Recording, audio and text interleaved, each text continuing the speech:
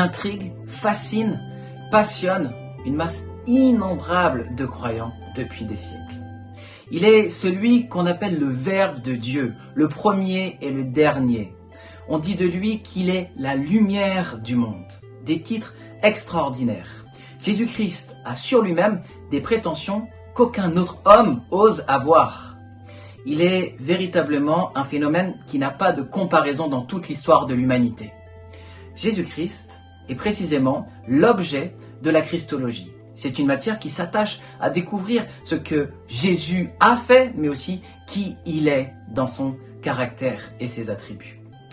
Et nous allons justement regarder ce que dit la Bible de Jésus-Christ, en commençant par le début, l'Ancien Testament, la Genèse et l'ensemble des prophètes à propos de la personne de Jésus-Christ. Et nous regarderons ensuite ce que Jésus dit de lui-même dans le Nouveau Testament, dans les Évangiles, ce que les apôtres ont ensuite prêché sur sa personne.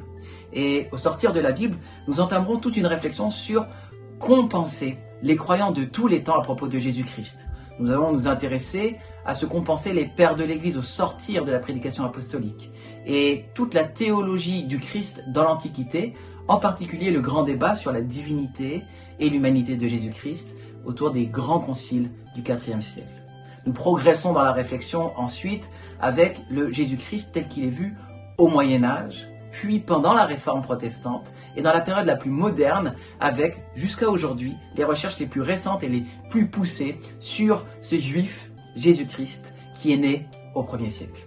Si donc vous voulez mieux saisir qui est Jésus-Christ dans sa personne et dans son œuvre, si vous voulez entrer dans ce grand héritage de la réflexion théologique à propos du Seigneur et du Sauveur, rejoignez-nous pour le cours de Christologie au 2e semestre 2024. À bientôt.